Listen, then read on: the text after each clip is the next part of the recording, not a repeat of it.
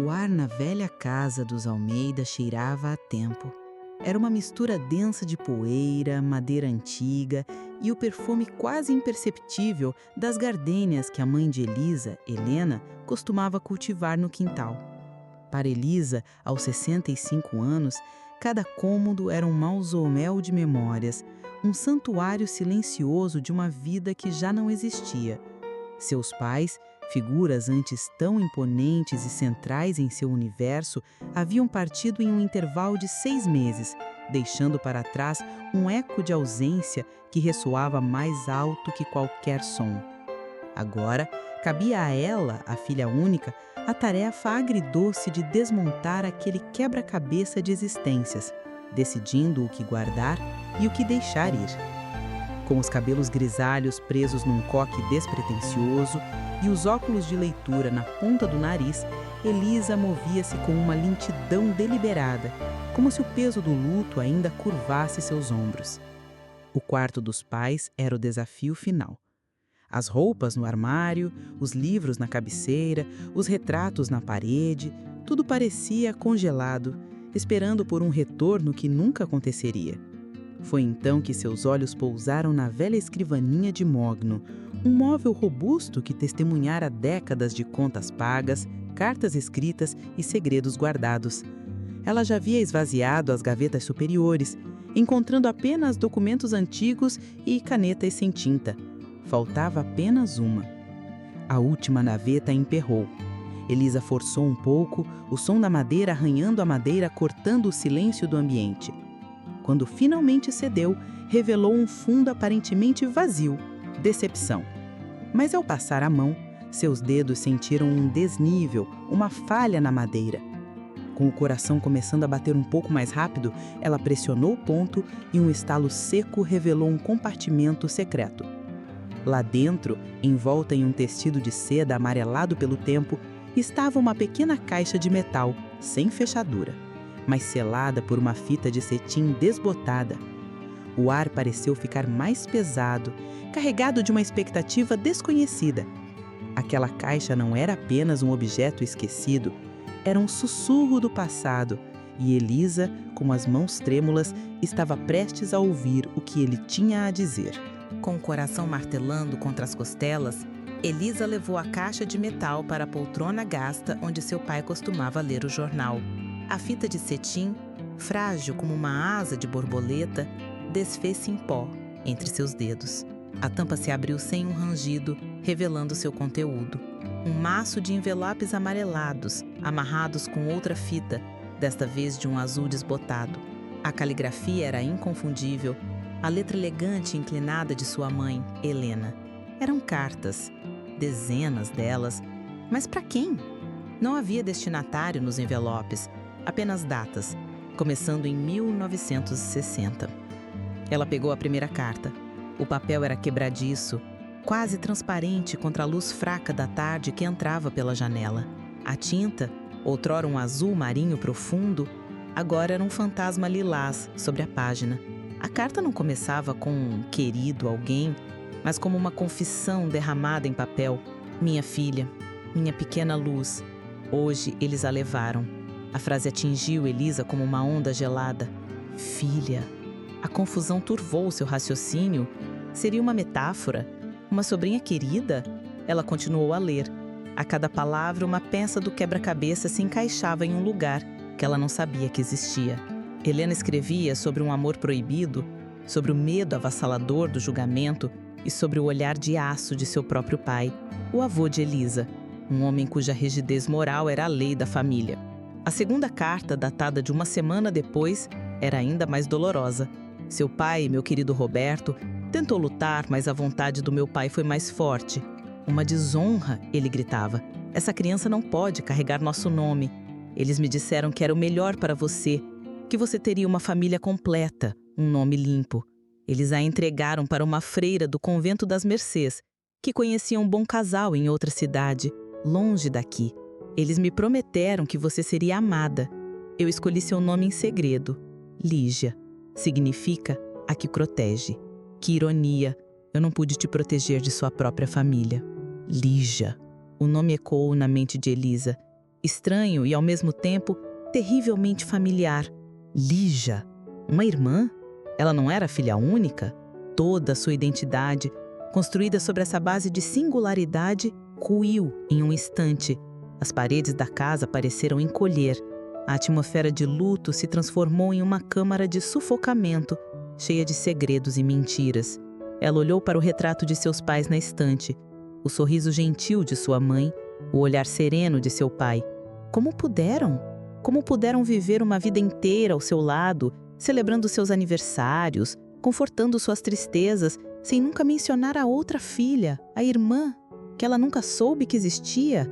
A dor da perda deu lugar a uma raiva fria e cortante, uma sensação de traição que se enraizou profundamente em sua alma. Ela passou as horas seguintes mergulhada nas cartas, uma crônica de décadas de saudade silenciosa. Helena escrevia em cada aniversário de Lígia, imaginando como ela seria, se teria os olhos do pai ou o seu sorriso. Eram cartas de amor, de culpa e de um arrependimento que o tempo nunca conseguiu apagar. No entanto, em meio a tanta emoção, os detalhes práticos eram escassos. Um casal de outra cidade, a boa freira do convento das Mercês, pistas vagas, sussurros de um passado trancado a 7 chaves. A freira, irmã Cecília, era a única conexão real, mas depois de mais de 60 anos, o que restaria dela ou do convento? Elisa levantou-se, com as pernas trêmulas. A tarefa de esvaziar a casa de seus pais se transformava em algo completamente diferente. Não se tratava mais de encerrar um capítulo, mas de abrir um livro que ela nem sabia que havia sido escrito. Encontrar Lígia não era mais uma escolha, era uma necessidade. Uma forma de dar sentido não só ao segredo de sua mãe, mas à sua própria vida. Ela precisava encontrar sua irmã. Precisava olhar em seus olhos e talvez encontrar um pedaço de si mesma que sempre esteve faltando. A busca começaria ali, naquela casa cheia de fantasmas, com uma única e frágil pista: o nome de um convento. A primeira onda de choque deu lugar a uma clareza febril. Elisa sabia que agir era o único antídoto para a paralisia que a traição de seus pais lhe impunha. Com as mãos ainda um pouco trêmulas, ela abriu seu notebook sobre a mesa da cozinha, o brilho da tela um contraste gritante com a penumbra da casa. O primeiro passo era óbvio: encontrar o convento das Mercês. Ela digitou as palavras na barra de busca e a realidade da tarefa a atingiu com força. Dezenas de resultados surgiram. Havia conventos e igrejas das Mercês espalhados por todo o Brasil. Em cidades históricas de Minas Gerais, no coração do Rio de Janeiro, em capitais do Nordeste. O nome, uma homenagem à Nossa Senhora das Mercês, era comum, um legado da forte tradição católica do país. Seu coração afundou. A pista que parecia tão sólida era, na verdade, um labirinto. Como sua mãe pôde ser tão vaga? Mas a resposta era óbvia. O objetivo era o sigilo absoluto. Fornecer detalhes seria arriscar a descoberta. Desanimada, Elisa voltou-se para a caixa de metal, a fonte de toda aquela turbulência. Ela precisava de mais. Uma cidade, um estado, qualquer migalha de informação. Ela releu as cartas, desta vez não com os olhos de uma filha ferida, mas com a precisão de uma detetive. Passou por descrições da dor, da culpa, do amor que transbordava das páginas. E então, em uma carta datada do final de 1960, encontrou algo. Entre lamentos sobre o berço vazio, Helena mencionava o dia em que se despediu da filha. O vento que soprava do mar trazia um cheiro forte de maresia e tristeza. A irmã Cecília me disse que o sal do ar curaria minhas feridas, mas ele só as fez arder mais. Maresia, mar. A família morava no interior de São Paulo, longe do litoral. Isso significava que a entrega não fora feita ali. A freira viera de uma cidade costeira ou levar a criança para uma. Era um detalhe pequeno, mas crucial. Elisa voltou ao computador, a esperança reacendida. Sua busca agora era mais específica. Convento das Mercês em cidades litorâneas do Brasil. A lista diminuiu drasticamente. Restavam algumas opções, mas uma em particular, em Salvador, na Bahia, parecia mais provável. Era um dos mais antigos e tradicionais, com um histórico de envolvimento em obras de caridade, incluindo um orfanato que funcionara até os anos 80. poderia ser ali. Contudo, a busca online só a levaria até certo ponto. Registros de adoção daquela época, especialmente os não oficiais, não estariam digitalizados. Ela precisaria de alguém com acesso a arquivos físicos, alguém que soubesse como navegar pela burocracia de registros antigos da igreja. O pensamento a levou a uma pessoa, seu sobrinho neto, Miguel. Filho de uma prima já falecida, Miguel era um jovem historiador de 28 anos, apaixonado por desvendar os segredos do passado. Eles não eram próximos, mas Elisa sempre admirou sua inteligência e dedicação. Pegar o telefone para revelar o segredo mais profundo e vergonhoso de sua família era aterrorizante. Significava quebrar o pacto de silêncio que seus pais mantiveram por toda a vida. Mas ela não podia mais fazer isso sozinha. Ela discou o número, o coração na boca.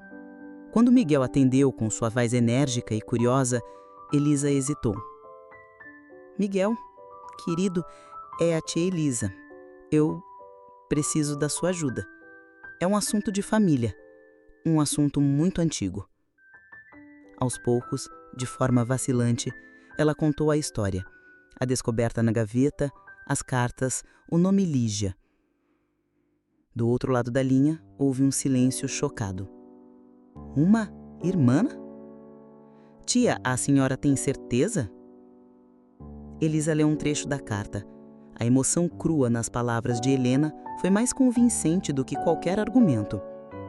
O ceticismo de Miguel rapidamente se transformou na empolgação de um historiador diante de um mistério.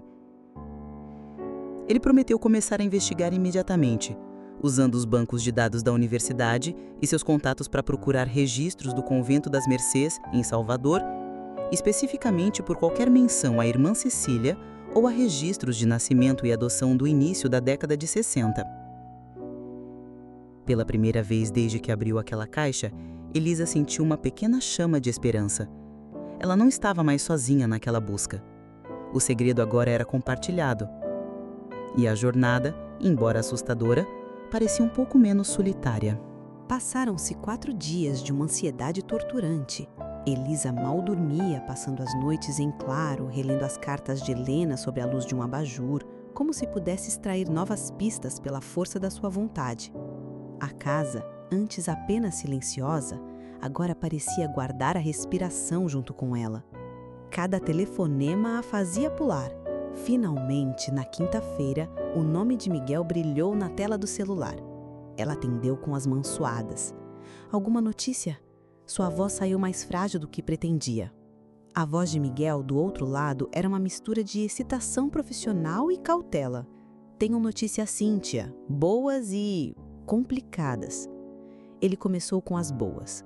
O convento das Mercês, em Salvador, era de fato o lugar certo. Ele encontrara múltiplos registros de uma irmã Cecília Fontes, que serviu lá de 1961 até se aposentar em 1992. As datas batiam perfeitamente. Por um momento, o coração de Elisa se encheu de uma euforia vertiginosa. Estavam no caminho certo, a pista era real. Mas a euforia durou pouco, pois Miguel continuou. A parte ruim, tia, é que a irmã Cecília faleceu em 1998. Eu encontrei o registro de óbito dela no arquivo da arquidiócese. Não temos como falar com ela. A notícia caiu como uma pedra no estômago de Elisa. A única testemunha, a única pessoa que poderia ter as respostas diretas, estava morta há mais de 20 anos. A frustração era imensa. Então é isso? Ela murmurou, o desânimo pesando em sua voz. Acabou? Não, respondeu Miguel rapidamente. É aqui que as coisas ficam estranhas. A morte dela me fez cavar mais fundo. Eu queria entender a trajetória dela. E encontrei algo que não faz sentido. Ele fez uma pausa como se estivesse organizando os pensamentos. A irmã Cecília não era de Salvador. Ela foi transferida para lá no final de 1960, quase como uma medida de emergência. E o mais importante, tia, eu descobri de onde ela veio. Elisa aprendeu a respiração. Ela foi transferida de uma pequena paróquia em Minas Gerais, da cidade de Pedra Azul. O nome da cidade pairou no ar, carregado de significado. Pedra Azul, a cidade natal de sua mãe. O lugar onde seus avós maternos, conhecidos por sua retidão e severidade, viveram e morreram. Ficava a menos de 50 quilômetros da casa onde Elisa cresceu. A lógica de tudo começou a se inverter violentamente em sua mente. A menção à maresia na carta não era uma pista geográfica, era poesia, uma metáfora para a imensidão de sua dor, ou talvez uma mentira deliberada para despistar. O escândalo não fora escondido mandando Helena para longe. Foi o contrário. Eles trouxeram a solução para perto. A irmã Cecília, a especialista em resolver problemas delicados, foi chamada ao epicentro do drama familiar para orquestrar o desaparecimento da criança com o máximo de discrição. Essa revelação era mais dolorosa do que a primeira. A crueldade do plano era impressionante. Sua mãe, uma jovem assustada, não teve a chance de fugir. Ela foi forçada a viver sua gravidez secreta e a entregar sua filha sob o olhar vigilante de seus próprios pais. A imagem de sua mãe sofrendo em silêncio, tão perto de casa, era insuportável. Eles fizeram tudo ali, debaixo do nariz de todo mundo. A reviravolta mudava tudo. Salvador era uma pista falsa, uma miragem. O verdadeiro palco do segredo era o solo familiar de Minas Gerais. O ponto de partida não era uma grande capital nordestina, mas uma pequena cidade do interior que guardava as raízes de sua família. Miguel, disse Elisa, sua voz agora firme, a fragilidade substituída por uma nova e sombra determinação. O que mais você encontrou sobre essa paróquia em Pedra Azul? A busca por Lígia não era mais uma viagem por um Brasil desconhecido, havia se tornado uma jornada para o coração das trevas da sua própria família. E Elisa sabia que teria que caminhar por essa estrada, não importasse os fantasmas que encontrasse pelo caminho. Quando Elisa desligou o telefone, o silêncio da casa a engoliu. Mas agora ele tinha uma qualidade diferente, mais densa e opressiva. A revelação de Miguel não apenas mudou o destino da busca, ela reescreveu a geografia de sua própria memória. Pedra Azul. A pequena cidade mineira não era mais o cenário de férias esporádicas na infância, um lugar de cheiro de terra molhada e comida de avó. Agora, em sua mente, a cidade se transformava em uma cena de crime emocional, o palco de uma conspiração familiar silenciosa e brutal.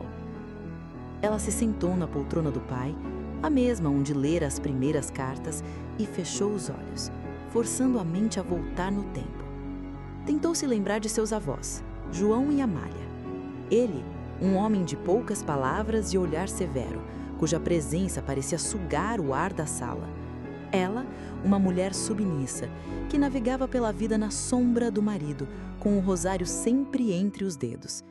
Elisa lembrou-se do desconforto que sentia na casa deles, uma tensão velada que, na época, atribuíra à rigidez natural dos mais velhos. Agora, ela via tudo com outros olhos. Lembrou-se de como sua mãe, Helena, parecia encolher naquela casa, sua voz baixando de tom, seus ombros curvando-se sutilmente, como se o peso daquele teto a esmagasse. Será que o trauma de 1960 nunca a abandonou? Cada visita a Pedra Azul seria uma reencenação silenciosa de sua maior dor? A raiva que sentira de seus pais começou a se transformar. A imagem de sua mãe, antes cúmplice de um segredo, foi substituída pela de uma vítima, uma jovem encurralada pela moralidade implacável de seu próprio pai. A figura de seu avô, João, cresceu em sua mente, tornando-se monstruosa. Ele não apenas ditou o destino de uma neta que nunca conheceu, mas também sentenciou sua própria filha a uma vida de luto secreto. A busca por Lígia, que começara como uma necessidade de preencher um vazio em sua própria história, agora se tornava algo maior. Era uma missão de resgate. Resgatar a identidade de Lígia, sim, mas também resgatar a memória de Helena, dando voz à sua tragédia silenciosa. Era um ato de justiça póstuma. Com essa nova clareza, a inércia se dissipou.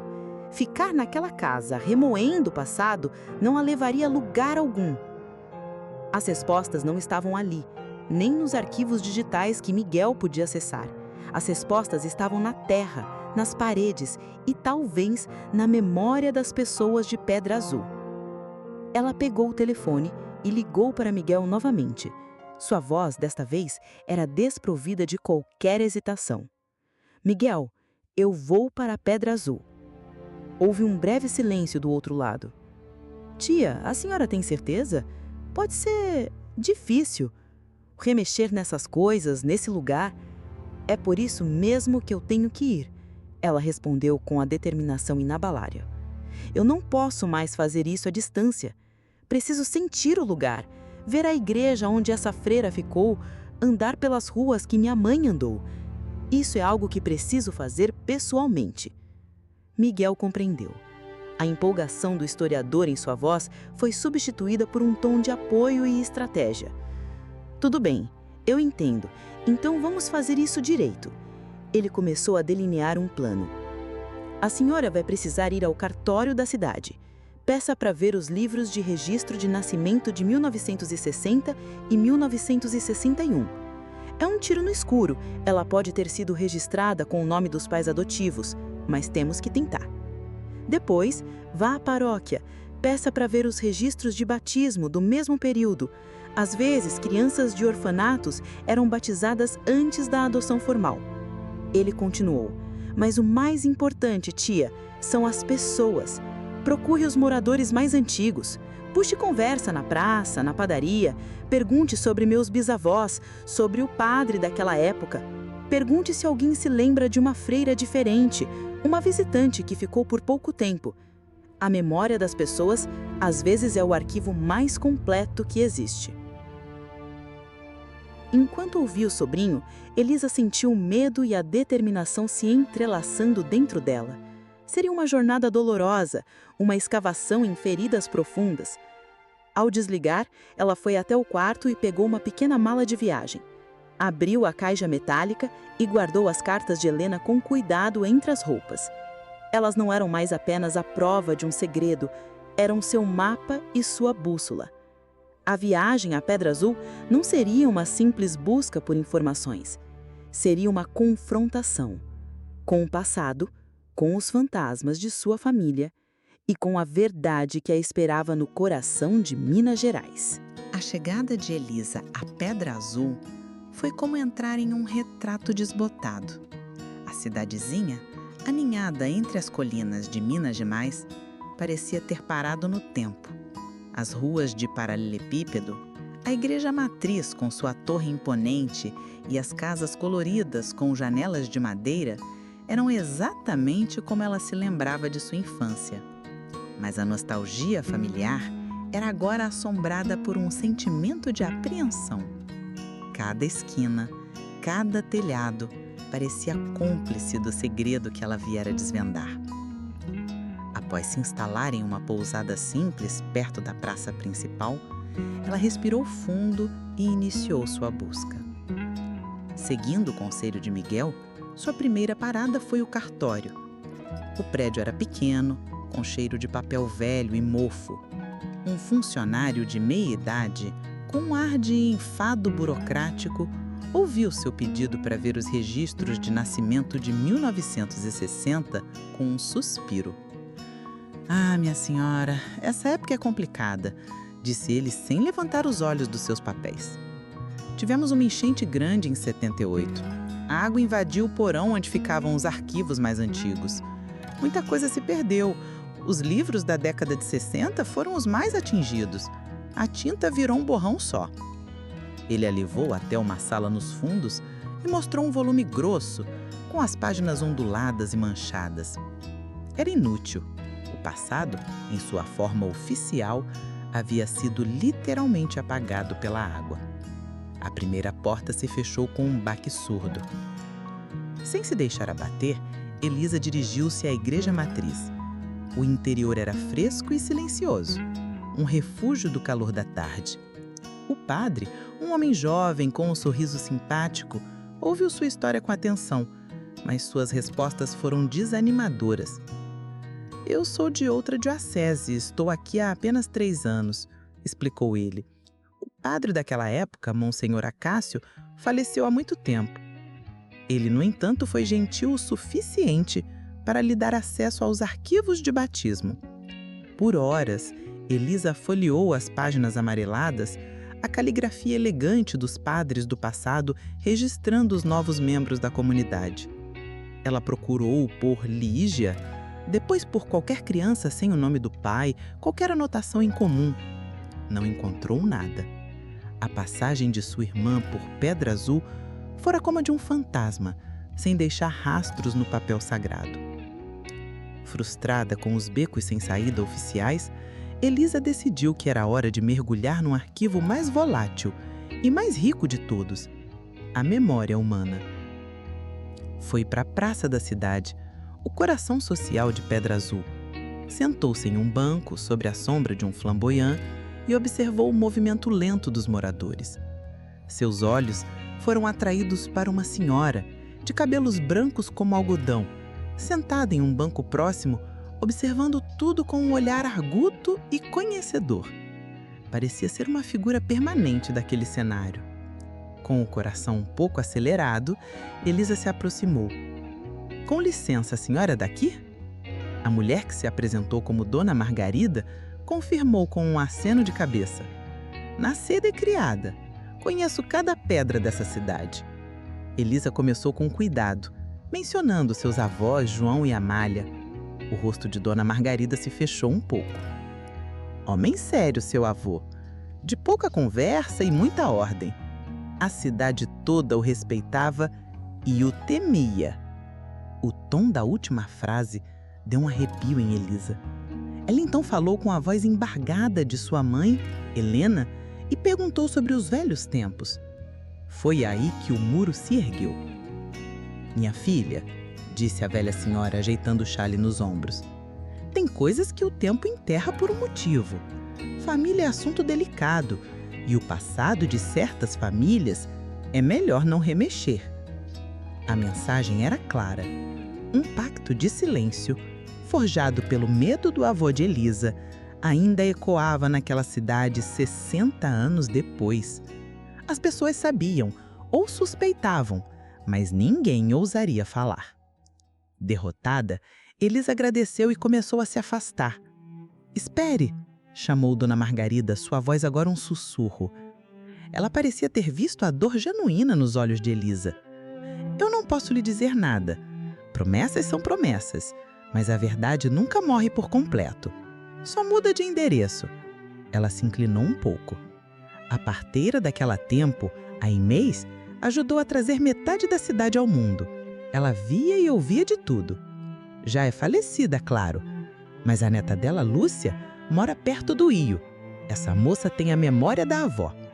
Talvez ela saiba onde a verdade foi morar. Elisa saiu da praça com um novo nome e uma percepção assustadora. Ela não estava apenas procurando por uma irmã perdida. Estava desafiando o legado de seu avô, um homem cujo poder era tão grande que seu fantasma ainda impunha silêncio àquela cidade inteira. A busca se tornou perigosa. Seguindo a indicação enigmática de Dona Margarida, Elisa encontrou a casa de Lúcia em uma rua tranquila, que terminava nas margens de um riacho murmurante. Era uma casa simples, com um pequeno jardim de ervas na frente e uma aura de reclusão. Parecia um lugar onde segredos poderiam ser guardados facilmente. Elisa hesitou por um momento na porta, a incerteza pesando em seus ombros. Ela estava prestes a bater na porta de uma estranha para pedir que desenterrasse a dor de 2 gerações. Com um suspiro, ela bateu. A mulher que atendeu era uns 10 anos mais nova que Elisa, com olhos castanhos profundos que pareciam carregar um conhecimento antigo. Era a Lúcia. Quando Elisa se apresentou mencionando o nome de seus avós, João e Amália, uma mudança sutil, mas imediata ocorreu na expressão de Lúcia. Uma cortina de cautela desceu sobre seu rosto. "A neta do Dr. João", disse ela, sem inflexão na voz. Mas a formalidade doutor já criava uma distância. "O que a senhora quer aqui?" O dilema de Elisa era claro. Como quebrar aquela barreira? Ela não podia exigir a verdade, precisava merecê-la.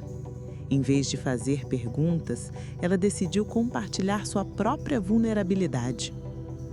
Eu sei que o nome da minha família talvez não traga boas recordações por aqui, começou Elisa, a voz suave. Eu descobri coisas sobre minha mãe, Helena, sobre um passado que foi roubado dela, de nós. Ela estendeu a mão e ofereceu a Lúcia uma das cartas de Helena, a que falava da dor da separação. Minha mãe escreveu isso. Eu só estou tentando entender a dor dela e encontrar minha irmã. Lúcia não pegou a carta, mas seus olhos seguiram as palavras amareladas no papel. Seu rosto era uma máscara de conflito. Elisa podia ver a batalha que se travava dentro dela. A lealdade à promessa de silêncio de sua avó contra a empatia que surgia pela mulher à sua frente. Minha avó, Inês, foi uma mulher de palavra. E o seu avô era um homem poderoso. A palavra dele era lei e a lei era o silêncio. Ela carregou o que viu naquele dia para o túmulo. A conversa se desenrolou lentamente, com pausas carregadas de significado. Elisa não pressionou, apenas esperou, permitindo que o silêncio fizesse o seu trabalho.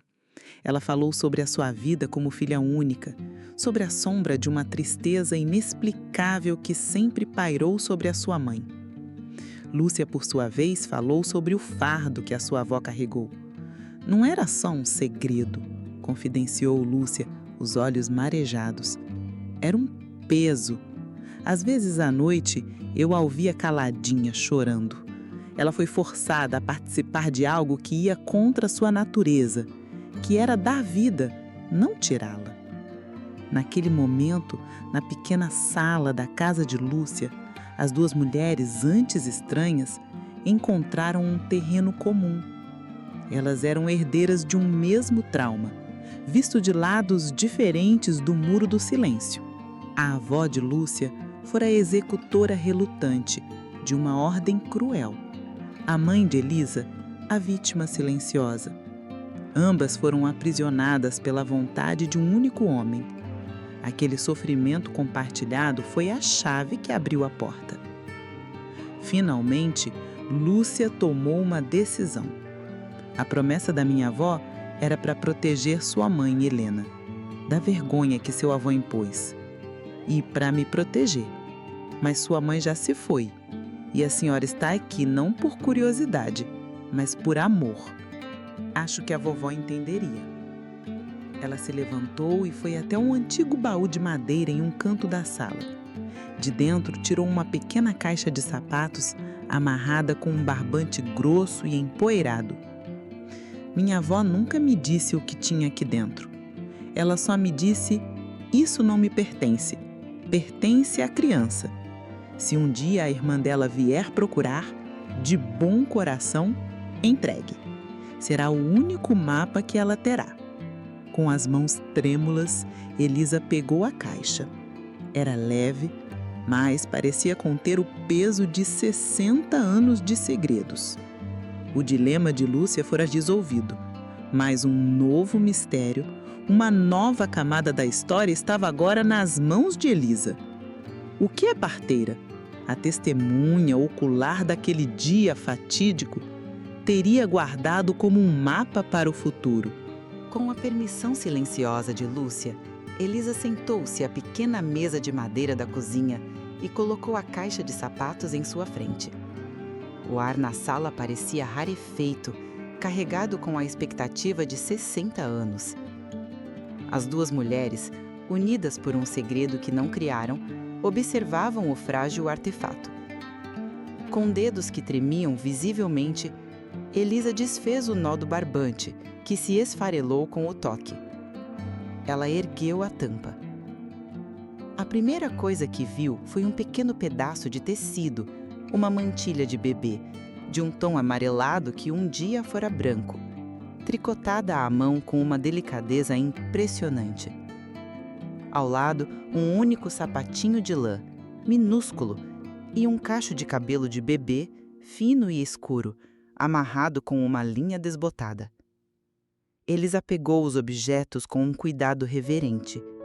Pela primeira vez, Lígia não era apenas um nome em uma carta, uma ideia de irmã. Ela era real. Tinha sido um bebê que fora envolto nesta manta, que usara este sapato.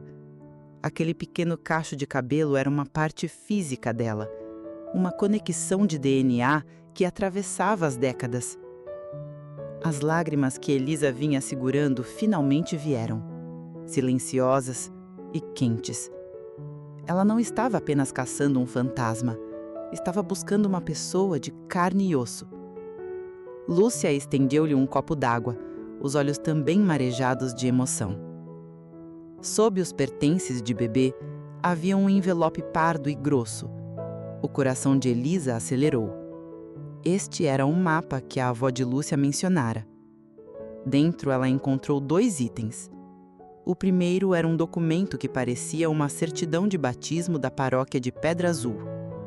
Mas os nomes a chocaram. O nome da criança não era Lígia, mas Ana Pereira. Os pais listados eram José e Maria Pereira, nomes comuns, quase anônimos, claramente um disfarce.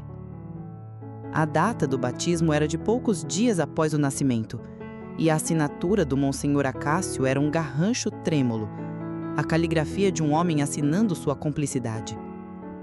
Lígia fora rebatizada, sua identidade original apagada no momento em que entrou no mundo, uma estratégia cruel para garantir que nunca fosse encontrada. A busca pelo nome errado tinha sido, desde o início, uma caça ao vento. O segundo item no envelope era uma pequena fotografia em preto e branco. Nela, um casal de aparência humilde, mas arrumado, estava ao lado de um carro antigo. O homem tinha um olhar sério, mas gentil. A mulher, um sorriso ansioso, quase assustado. Eles seguravam um pequeno embrulho de panos nos braços, a bebê. Eram os pais adotivos. Elisa virou a foto e encontrou uma caligrafia firme, a da parteira Inês. A anotação era curta, mas carregada de informações. Foram para o norte de Minas, recomeçar. Homem bom, trabalhador da Cia do Vale.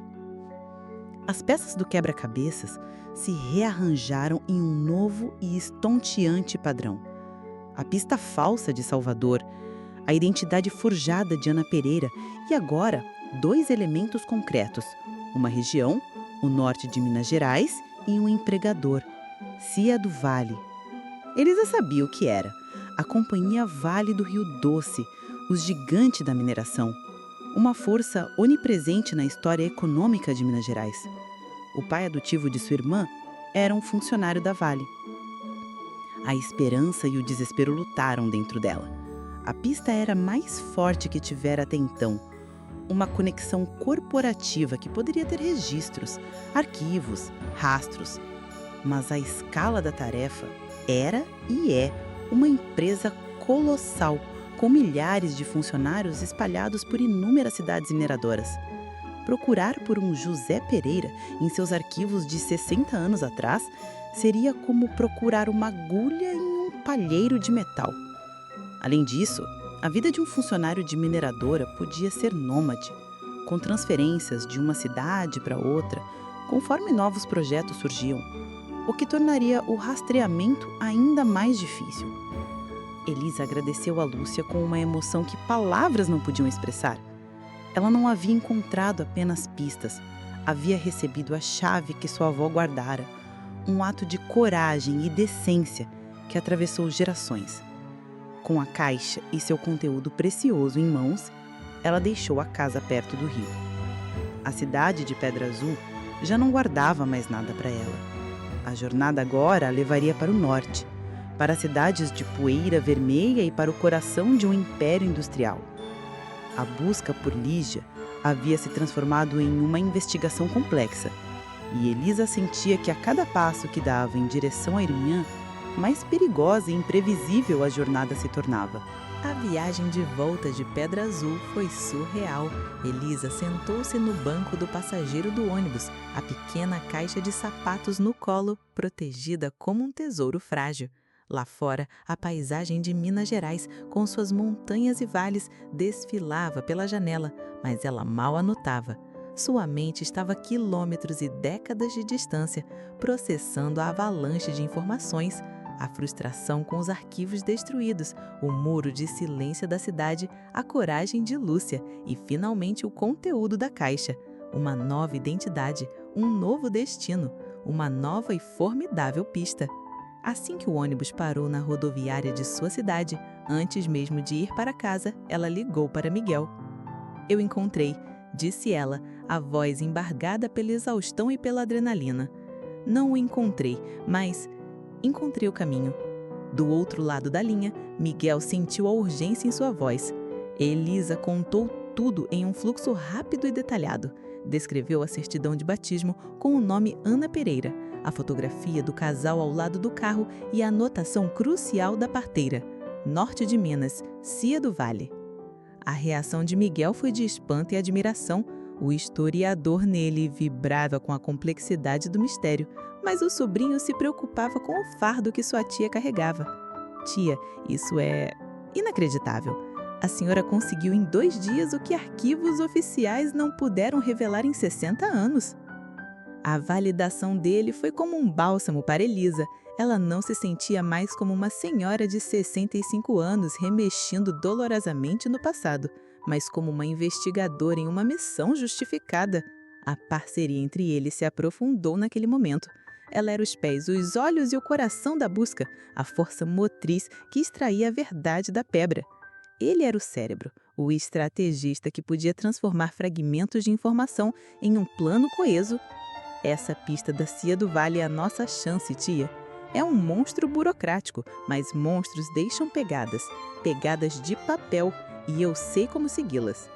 Enquanto Elisa chegava em casa e preparava um café forte, Miguel já delineava a nova fase da investigação. "Primeiro, preciso de imagens de alta qualidade de tudo que a senhora encontrou. A foto, a certidão, cada detalhe importa. Vou analisar o modelo do carro na foto para cravar o ano e a caligrafia da parteira pode ser útil mais tarde." Ele continuou: "O nome José Pereira é um problema, pela sua comunalidade. Mas José Pereira, funcionário da Vale, que começou a trabalhar ou foi transferido para o norte de Minas por volta de 1960, isso já é um filtro. Vou acionar alguns contatos na universidade, ver se consigo acesso aos arquivos de recursos humanos da companhia. É difícil, mas não impossível para pesquisa acadêmica." A energia do Miguel era contagiante, mas Elisa sentiu uma pontada de desespero. "Miguel, o norte de Minas é enorme. E se eles se mudaram de novo? E se ele saiu da empresa anos depois?" "Um passo de cada vez, tia." Ele acalmou, a voz firme e tranquilizadora. "Não estamos procurando um ponto final, estamos procurando o próximo elo da corrente. Onde a Vale tinha operações naquela época? Itabira, Conceição do Mato Dentro, Congonhas. Vou mapear tudo. Vamos cruzar a lista de cidades com a lista de funcionários. É um trabalho meticuloso, mas não é aleatório."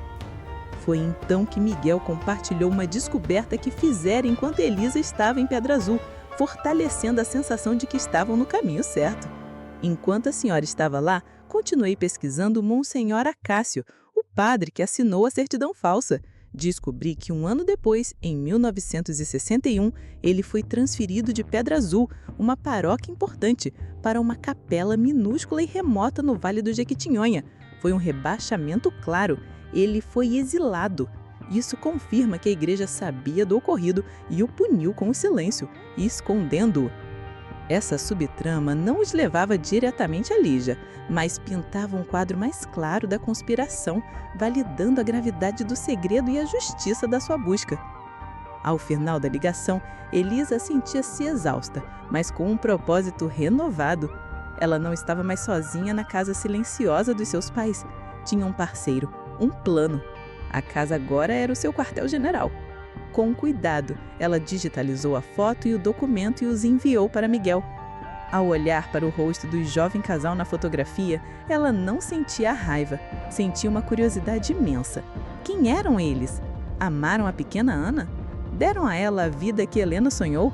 A busca por sua irmã se tornara também a busca pela história daquela outra família, um quebra-cabeças cuja próxima peça estava escondida nos arquivos de um gigante da mineração. As semanas que se seguiram à descoberta em Pedra Azul se arrastaram com uma lentidão excruciante. A adrenalina da perseguição deu lugar a uma espera angustiante, pontuada por telefonemas de Miguel que, apesar de seu otimismo incansável, traziam notícias desanimadoras. O gigante da mineração, a Vale, era uma fortaleza de burocracia. Os arquivos de funcionários da década de 60 estavam em depósitos físicos desorganizados e o acesso era repetidamente negado sob a justificativa de leis de privacidade. A cada não que recebiam, Elisa sentia a trilha de sua irmã esfriar um pouco mais, o fantasma de Lígia, a Ana, ameaçando desaparecer na poeira do tempo. A frustração começou a corroer a esperança de Elisa. Em uma noite particularmente sombria, ela confessou a Miguel seu medo. E se for impossível? E se a intenção do meu avô, a de apagar a existência dela, tiver sido bem-sucedida? A voz de Miguel do outro lado foi um farol de lucidez. Tia, os tiranos só vencem se pararmos de procurar a verdade. Estamos procurando do jeito errado. Vamos parar de bater na porta da empresa e começar a olhar pela janela da vida dos funcionários. Ele propôs uma mudança de tática. Abandonar os registros de RH e focar em arquivos públicos ligados à vida comunitária que a empresa promovia. Jornais internos, listas de times de futebol amador e, a aposta mais alta dele, os registros de alocação de moradia nas famosas vilas operárias. Foi essa nova estratégia que finalmente quebrou a barreira. Após dias mergulhado em arquivos digitalizados de prefeituras e publicações antigas, Miguel encontrou, não em um documento confidencial, mas em uma simples lista de concessão de casas na cidade de Itabira, datada de 1963. Lá estava: José Alves Pereira. Um nome do meio, o detalhe que faltava. O registro listava a esposa Maria da Graça Pereira e uma dependente, Ana Pereira, nascida em 1960. Era ela. A alegria de Elisa foi explosiva, um grito de alívio que ecoou pela casa vazia. Tinha um nome completo, tinha uma cidade, tinha uma prova. Mas a euforia foi brutalmente interrompida. Com o nome completo em mãos, a pesquisa de Miguel acelerou e o levou a um beco sem saída ainda mais cruel. Ele encontrou o registro de óbito de José Alves Pereira, datado de 1991. O pai adotivo estava morto. Pior, os registros da casa em Itabira mostravam que a propriedade foi vendida pela viúva Maria no ano seguinte. E depois disso, o rastro digital e em papel de Maria e Ana Pereira simplesmente evaporava. Na era pré-internet dos anos 90, elas haviam desaparecido. A sensação de estar tão perto, de ter o nome dela nos lábios, apenas para perdê-la novamente, era devastadora para Elisa. O conflito atingira um ponto insuportável. A identidade estava revelada, mas a pessoa continuava perdida. Elas não podem ter sumido no ar, disse Elisa ao telefone, a voz carregada de desespero e teimosia. Uma viúva e uma filha jovem. Para onde elas iriam? A mente de Elisa voltou-se para as cartas da mãe, para o desejo incessante de que a filha tivesse oportunidades, estudo, uma vida melhor que a sua. Miguel, minha mãe sonhava que ela estudasse. Uma cidade como Itabira nos anos 80, talvez a ambição dela fosse maior. Talvez ela tenha ido para a capital, para a universidade. A intuição de Elisa, nascida da dor de sua mãe, foi a faísca final. Miguel, agarrando-se a essa última e desesperada linha de raciocínio, mudou o foco de sua pesquisa. Deixou de procurar registros de propriedade e impostos e mergulhou nos arquivos da Universidade Federal de Minas Gerais, a UFMG, em Belo Horizonte. Ele filtrou por alunas admitidas entre o final dos anos 70 e o início dos anos 80, com o nome Ana Pereira e cidade de origem Itabira. A lista era pequena e em um dos nomes ele clicou: Ana Pereira Viana, admitida no curso de arquitetura em 1980. O registro acadêmico listava o nome da mãe como filiação, Maria da Graça Pereira. O sobrenome Viana indicava que ela havia se casado.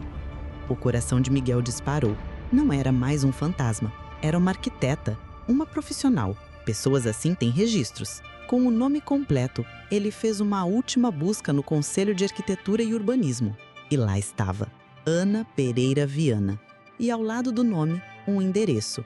Não um endereço residencial de décadas atrás, um endereço comercial, atual, de um escritório de arquitetura em um bairro nobre de Belo Horizonte. Ele ligou para Elisa, a voz trêmula, incapaz de conter a emoção. Tia, eu a encontrei. O nome dela é Ana Pereira Viana. Ela é arquiteta. E eu tenho o endereço do escritório dela, em Belo Horizonte. O silêncio do outro lado da linha foi profundo. O ponto crítico havia sido ultrapassado. A busca terminara. A jornada para o encontro, a confrontação com 60 anos de história, estava prestes a começar. A voz de Miguel ao telefone era um eco distante. As palavras: Ana Pereira Viana, arquiteta. Tenho o endereço. Pairavam na sala, sólidas e pesadas como pedras. A busca havia terminado. E Elisa sentiu o chão desaparecer sob seus pés. Por meses, sua vida fora consumida por um propósito claro: encontrar. A caçada a levara por um labirinto de cartas, arquivos e memórias empoeiradas. Lígia e Ana eram um enigma, um fantasma a ser perseguido. Agora, subitamente, o fantasma tinha um nome, uma profissão e um lugar no mundo real. E o propósito de Elisa, antes tão nítido, se transformava em uma pergunta aterrorizante. E agora? Um turbilhão de emoções conflitantes a assaltou. Havia a alegria avassaladora da descoberta. Uma onda de alívio tão intensa que quase a deixou sem ar. Mas logo em seguida veio o medo. Um medo paralisante, mais profundo do que qualquer outro que sentira. Quem era Ana Pereira Viana? Ela era feliz? Casada? Tinha filhos? Provavelmente. Uma mulher com um escritório de arquitetura em um bairro nobre de Belo Horizonte certamente construíra uma vida para si. Uma vida sólida, com suas próprias alegrias e tristezas, completamente alheia à existência de Elisa. A primeira grande confrontação não seria com a irmã, mas consigo mesma. Elisa se olhou no espelho escuro da sala de jantar. Quem era ela para chegar aos 65 anos e detonar uma bomba alicerce da vida de outra pessoa? Que direito tinha de aparecer na porta de uma estranha e dizer: olá, a vida que você conhece é parcialmente construída sobre um segredo. Eu sou a prova viva disso. A arrogância do ato a aterrorizava. E se Ana me rejeitasse? Se olhasse para mim com raiva, com desprezo por remexer em um passado que não lhe pertencia? A possibilidade de ser rechaçada, de ter a porta fechada na cara depois de tudo que passara, era uma dor que ela não sabia se conseguiria suportar. Por uma noite inteira, Elisa cogitou não fazer nada. Talvez saber que a irmã estava viva, que era uma mulher bem-sucedida, fosse suficiente. Seria a conclusão silenciosa e segura da história. Ela poderia guardar essa informação para si, como um tesouro agridoce, e encerrar o ciclo. Mas ao amanhecer, seus olhos pousaram na caixa de metal sobre a mesa. As cartas de Helena. Ela pegou uma delas. A caligrafia da mãe, um testamento de dor e amor. Minha filha, onde quer que esteja, espero que sinta em seu coração que nunca foi esquecida. Que o meu amor a encontre através do tempo e da distância. Aquele foi o momento da decisão. Aquela não era apenas a sua busca. Ela era mensageira de sua mãe. Era guardiã de um amor que fora silenciado por 60 anos. Desistir agora seria uma traição final a Helena e a Lígia. O medo da rejeição estava lá, mas o dever de entregar aquela mensagem era maior. Ela faria isso, não importando o resultado. Ela ligou para Miguel. Sua voz não era da mulher eufórica ou da investigadora ansiosa. Era a voz calma e resoluta de alguém que tomou uma decisão irrevogável. Eu vou para Belo Horizonte. Amanhã. Miguel, que passara a noite tão ansioso quanto ela, apenas respondeu: estarei aqui esperando. Vá sozinha, tia. Esse momento é de vocês. A viagem de carro para a capital foi curta em distância, mas pareceu uma eternidade. Cada quilômetro vencido na estrada aumentava a tensão em seu peito. Ela não pensava, não planejava o que dizer. Apenas dirigia. A mente um vácuo preenchido apenas pela batida forte de seu coração. Chegou a Belo Horizonte, navegou pelas ruas movimentadas com a ajuda do GPS e encontrou o bairro. Era uma área moderna, cheia de prédios comerciais com fachada de vidro. Um universo de distância da poeira de Pedra Azul. Ela estacionou e caminhou até o endereço. E lá estava. Um prédio elegante, com uma plata de metal polido na entrada. Viana e Associados. Arquitetura. Elisa parou na calçada do outro lado da rua, o coração martelando na garganta. Observou o fluxo de pessoas entrando e saindo. Cada mulher de cabelos escuros e na faixa dos 60 anos que passava pela porta fazia seu estômago revirar. Poderia ser ela? Aquele prédio continha a resposta para a pergunta que definiu sua vida nos últimos meses. Depois de toda a busca pelo passado, a resposta estava ali, no presente, a poucos metros de distância. A hesitação, o medo, a esperança, tudo convergiu para aquele momento. Com um suspiro profundo que carregava o peso de uma vida inteira de segredos, Elisa atravessou a rua e caminhou em direção à entrada. A decisão estava tomada. O confronto era iminente. A porta de vidro se fechou atrás de Elisa com um silvo suave, abafando os sons da rua e mergulhando-a em um silêncio climatizado. O ambiente era um choque sensorial. O ar frio, o perfume discreto de café e papel, a luz suave refletida em superfícies de madeira clara e metal. Era um mundo de ordem, precisão e sucesso, o habitat de sua irmã. Elisa, com sua bolsa contendo cartas amareladas e um sapatinho de lã, sentiu-se como uma anomalia, um fantasma de um passado rural e empoeirado invadindo um presente asséptico e brilhante. Ela caminhou sobre o piso de porcelanato polido até o balcão da recepção, onde uma jovem de aparência impecável a olhou com uma polidez profissional. Cada passo ecoava em sua mente. O momento da verdade estava ali. Pela primeira vez ela teria que dizer o nome em voz alta, não como um objetivo de pesquisa, mas como uma pessoa real que ela desejava ver. Bom dia, eu gostaria de falar com a senhora Ana Pereira Viana, por favor. Sua voz saiu mais firme do que esperava. Uma pequena vitória contra o pânico que subia por sua garganta. A recepcionista sorriu. Um sorriso treinado. A senhora tem hora marcada? A pergunta, embora esperada, foi como um pequeno muro. Não, não tenho, respondeu Elisa, a voz agora vacilando um pouco. É um assunto pessoal. De família, é muito, muito importante. A jovem hesitou, o profissionalismo lutando contra a curiosidade despertada pela intensidade no olhar de Elisa. Eu sinto muito, mas a agenda da doutora Ana é bastante cheia hoje. Elisa sabia que aquele era o ponto de inflexão. Ela se inclinou levemente sobre o balcão, baixando a voz para um tom de confidência urgente. Por favor, apenas diga a ela que uma mulher está aqui e que o assunto é Helena. O nome pairou no ar entre elas. Para a recepcionista, era apenas um nome.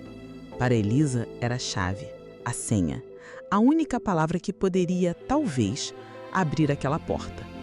A jovem, percebendo que aquilo transcendia uma visita de rotina, pegou o telefone. Elisa observou, prendendo a respiração, tentando decifrar a conversa abafada. Viu a recepcionista assentir, os olhos se arregalando sutilmente. Ela pode lhe dar alguns minutos, disse ela, desligando o telefone, o tom agora tingido de uma curiosidade indisfarçável. Por favor, sente-se. Eu a chamarei. A espera foi a pior parte de toda a jornada. Foram talvez 5 minutos, mas para Elisa foi uma eternidade suspensa no tempo. Sentada numa poltrona de couro moderna, ela olhava para as paredes. Havia maquetes de prédios futuristas, fotos inflamadas de casas espetaculares. O trabalho de Ana. A prova de uma vida criativa, produtiva, bem-sucedida. Uma vida construída do zero, sem as raízes que Elisa sempre teve como certas. Ela apertou a bolsa no colo, o contato com a caixa de sapatos e as cartas era sua única âncora. O que ela está pensando agora? Se perguntava. O nome Helena despertou alguma memória distante? Alguma história contada por seus pais adotivos? Ou soou apenas como o delírio de uma desconhecida? Senhora? A voz da recepcionista a sobressaltou. Pode entrar. É a última porta no corredor à direita. Elisa se levantou, as pernas rígidas. O corredor parecia se estender por 1 quilômetro. Cada passo era um eco surdo, a contagem regressiva para o momento que definira sua vida recente. Ela viu a porta. Uma placa de metal escovado exibiu o nome que ela tanto procurara. Ana Pereira Viana, arquiteta principal. Sua irmã era real. Estava ali a centímetros de distância. Sua mão se ergueu, trêmula, e pairou sobre a maçaneta fria. Era o limiar final, o ponto de não retorno. Todo o luto, toda a raiva, toda a esperança e todo o medo a levaram até ali. Ela respirou fundo, fechou os olhos por um instante e girou a maçaneta. A porta se abriu com um clique suave. Elisa entrou. A luz da janela ampla iluminava um ambiente espaçoso e minimalista. Sentada atrás de uma grande mesa de vidro, examinando uma planta de construção, estava uma mulher. Ela ergueu o rosto, um movimento lento e questionador. Tinha cabelos grisalhos cortados em um estilo elegante. A mesma idade de Elisa, mas com uma postura de autoridade e confiança. E então, seus olhos eram de um castanho profundo, inquisitivos, e fixaram-se em Elisa com uma intensidade que paralisou o tempo. Naquele rosto desconhecido, ela viu com uma clareza que lhe roubou o fôlego o formato dos olhos de seu pai. O silêncio na sala era denso, quebrado apenas pela respiração contida das duas mulheres. Ana Viana olhava para Elisa com uma expressão indecifrável, uma mistura de irritação pela interrupção e uma curiosidade aguçada. O nome Helena havia sido a isca e agora ela esperava pela explicação. A senhora me desculpe por aparecer assim, sem avisar, começou Elisa, a voz trêmula, mas carregada com o peso de sua jornada. Eu sei que isso vai parecer impossível de acreditar, mas por favor me escute. Ela deu 2 passos em direção à mesa de vidro, criando uma ponte frágil sobre o abismo de 60 anos que a separava. Helena era o nome da minha mãe, e o seu também. Meu nome é Elisa de Almeida, e eu sou sua irmã.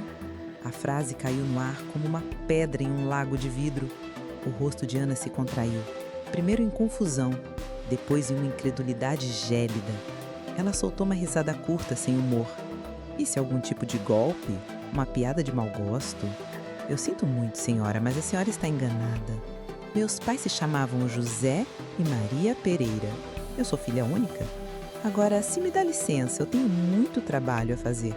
A arquiteta, a mulher no controle de seu mundo, tentava repelir a invasão com um muro de lógica e impaciência.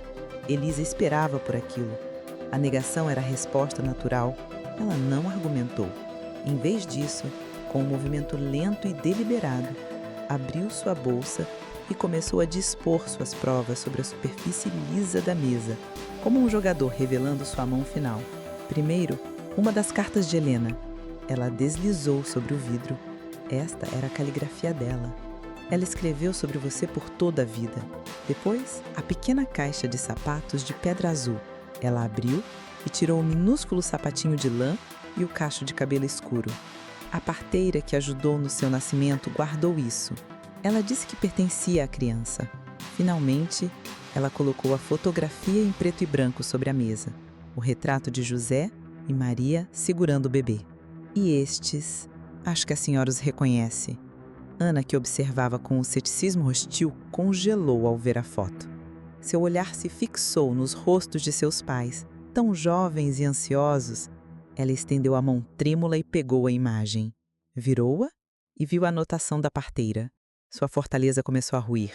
Seu olhar passou para a carta, para a caligrafia elegante e dolorida de uma mulher que ela nunca conheceu. Ela apanhou a carta e seus olhos correram pelas linhas. As palavras de amor, de arrependimento, o nome Lígia sussurrado no papel. A lógica se desfez, a negação se quebrou, e a verdade crua e avassaladora a inundou. O mundo ordenado de Ana Viana se despedaçou em um instante. As lágrimas que ela não sabia que existiam começaram a rolar por seu rosto. Meus pais, ela sussurrou. A voz irreconhecível. Eles sempre me disseram que eu era adotada. Eles nunca esconderam. A revelação chocou Elisa. Eles disseram? Sim, continuou Ana entre soluços. Disseram que minha mãe biológica era uma moça muito jovem, de uma família importante e que a amaram muito, mas que as circunstâncias a impediram de ficar comigo. Meu pai a chamava de o anjo triste. Eles nunca me disseram seu nome. Disseram que era uma promessa que fizeram. Ana, então, se levantou e foi até um armário de arquivos embutido na parede. De uma gaveta inferior, ela tirou uma caixa, maior que a de Elisa, e a colocou sobre a mesa. Minha mãe, Maria, faleceu há 5 anos. Ela me deixou esta caixa. Eu nunca tive coragem de abri-la por completo. Com os dedos trêmulos, ela a abriu. Dentro havia documentos e fotos de sua infância. E no fundo, um envelope selado, endereçado a ela. Ela me pediu para ler apenas quando me sentisse pronta. Diante de Elisa, sua recém-descoberta irmã, Ana abriu o envelope. Dentro, uma longa carta de Maria Pereira contava toda a verdade que ela sabia. O nome Helena, a cidade de Pedra Azul, a promessa de silêncio e o detalhe mais chocante de todos, a existência de outra filha, uma irmã mais velha. A carta terminava com um desejo. Se um dia a vida lhe der a chance, encontre sua irmã. Os laços de sangue são sagrados. Ana ergueu os olhos marejados para Elisa, uma compreensão profunda passando entre elas. A carta dela, disse Ana, a voz embargada, era o mesmo mapa que você recebeu, mas eu tive medo. Eu recebi o destino, mas não tive a coragem de começar a jornada. Naquele momento, não havia mais segredos entre elas. Elisa não era uma intrusa, era o destino batendo na porta, a resposta a uma pergunta que Ana tinha medo de fazer. O sofrimento, a busca, o silêncio, tudo se convergiu para aquele ponto de entendimento mútuo. Elisa contornou a mesa de vidro que a separava. Ela não disse nada, apenas estendeu os braços. E Ana, a mulher forte e independente, desabou naquele abraço. As duas irmãs, unidas pela primeira vez, choraram juntas. Um choro por uma mãe que amou as duas, pelos pais que criaram uma com dignidade, pela dor da separação e pela alegria impossível do reencontro. 60 anos de história perdida finalmente encontraram seu desfecho. Não em palavras, mas no silêncio de um abraço que era em si um lar. As lágrimas deram lugar a uma calma profunda, a calma que se segue a uma tempestade. Naquele escritório moderno em Belo Horizonte, o tempo pareceu parar. 2 mulheres, estranhas uma à outra por mais de 60 anos, começaram a tecer a colcha de retalhos de suas vidas. Ana fechou a porta para o resto do mundo e por horas elas conversaram, riram e choraram novamente. Elisa tirou de sua bolsa as fotos de seus pais, Helena e Roberto, e as compartilhou com Ana, que olhava para o rosto da mãe que nunca conheceu com uma fascinação dolorosa e terna. Ela via em Helena seus próprios traços, o mesmo sorriso melancólico. Ana, por sua vez, abriu seu coração sobre a vida que tivera. Falou de José e Maria com um amor e uma gratidão imensos, descrevendo uma infância feliz, segura e, acima de tudo, honesta. Eles a criaram sabendo que o amor deles era um presente, assim como ela era um presente para eles, vinda de um anjo triste que a amava demais. A história de Elisa não apagou a de Ana. Ela a completou. Não havia rivalidade entre as memórias de 2 mães, apenas a constatação de que Ana fora duplamente amada, de perto e de longe. O arco de Elisa, que começara com a dor do luto e a amargura da traição, encontrou a paz. Ela finalmente compreendeu a profundidade do sacrifício de seus pais, A dor que carregaram em silêncio para protegê-la e para honrar uma decisão terrível, tomada em uma época de moralidade implacável. Perdoá-los não era mais uma questão, era um ato de compaixão. Ela não era mais a filha única de um segredo, mas a guardiã de uma história de amor resiliente. Para Ana, o encontro com Elisa foi a peça que faltava em seu quebra-cabeça existencial. A vaga sensação de pertencimento que às vezes a assaltava encontrou um rosto, uma história, uma raiz. O medo que a impediu de abrir a carta de sua mãe se dissipou, substituído pela coragem que viu em sua irmã. Algumas semanas depois, as duas fizeram uma última viagem juntas, o ato final de sua busca. Voltaram à Pedra Azul, mas não como investigadoras, foram como irmãs. De mãos dadas, visitaram o cemitério da cidade. Pararam brevemente em frente ao túmulo dos avós, João e Amália. Não havia ódio, apenas um silêncio compreensivo. O poder deles havia terminado. Depois, viajaram para a cidade de Elisa, para o cemitério onde Helena e Roberto descansavam. Juntas, colocaram um grande buquê de gardênias sobre a lápide. Ali, Ana finalmente pôde chorar pela mãe que nunca abraçou, e Elisa pôde sussurrar para o vento: "Mãe, eu a encontrei. Ela está aqui. Seu amor foi entregue." A história delas não terminou ali. Na verdade, estava apenas começando. Ana conheceu Miguel pelo telefone, e os três riram da incrível jornada investigativa que os uniu. Combinaram jantares, viagens. Ana planejou visitar a casa dos Almeida para sentir a presença de sua mãe nos cômodos onde ela viveu e sonhou. Elisa planejou conhecer a família de Ana, os sobrinhos que não sabia que tinha. Descobriram que, apesar de suas vidas tão diferentes, compartilhavam o mesmo gosto por música clássica e a mesma aversão por coentro. Eram duas mulheres de 65 anos, descobrindo a alegria infantil de ter uma irmã. O segredo da última gaveta deixou de ser a crônica de uma perda e se tornou o prólogo de uma nova família. Que jornada incrível! A história de Elisa e Ana nos prova, de uma forma avassaladora, que os laços de família podem ser esticados pelo tempo, testados pelo silêncio e enterrados sob o peso de segredos. Mas eles nunca se rompem de verdade. Mostra que o amor, seja ele de quem cria ou de quem dá a luz, sempre encontra uma maneira de ecoar através das gerações. E, acima de tudo, nos lembra que nunca é tarde demais para perdoar o passado, para buscar a verdade e para construir um novo começo. O que será que o futuro reserva para essas duas irmãs? Quantas histórias e risadas elas ainda compartilharão? A gente fica aqui, imaginando e torcendo por elas.